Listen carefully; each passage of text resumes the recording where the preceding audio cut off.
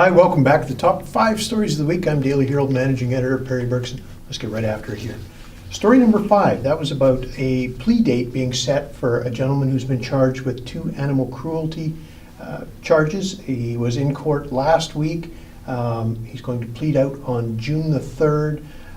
This dates back to a call the SPCA got back in 2013, involved a dead dog. Apparently there was some cruelty there. So this gentleman will be back in court on June 3rd. Story number 4. This is about a researcher who's assessing the impact of the hub here in PA. He put on a presentation at the Art Hauser last week. I need to read you this guy's title. I want to see his business card. His name is Dr. Chad Nielsen. He's the inaugural research fellow at the Center for Forensic Behavioral Science and Justice Studies. His business card must look like a phone book. Anyway, the presentation he made apparently was quite positive on behalf of the hub, and so you would expect, because it's become a program that's being emulated around the world. Story number 3 was about that giant map that came to the Forestry Center.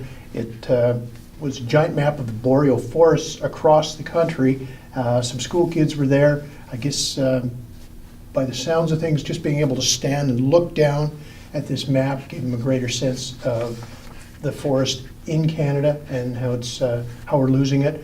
So good on them. Story number 2 was one that I was lucky enough to cover. If you're a UFC or MMA fan, you've heard of Nathan Diaz.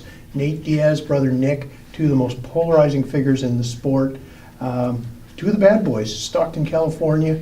So I didn't know quite what to expect. But anyway, I interviewed Nate for a few minutes, ended up chatting with him about a common passion we have in triathlon, and it was really good. Really super nice guy, and it's a story that's been well read, particularly in light of his battles with the UFC over his contract.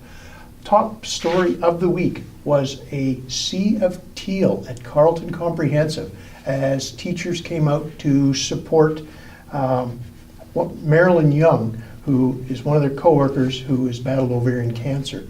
It was just kind of a nice thing they did on her part. Don Kilmer, who's the principal there, said, "We've been involved in this day for a few years and realistically became involved. One of our really close friends and teacher was diagnosed with ovarian cancer," so good for them. All right, next week we're going to try a little different format with this, so you'll have to tune in for sure to see that. But hey, you know where to find us: Facebook, Twitter, all over the place, but especially around this city, because the Daily Herald remains on paper like a newspaper should be. We'll see you next week.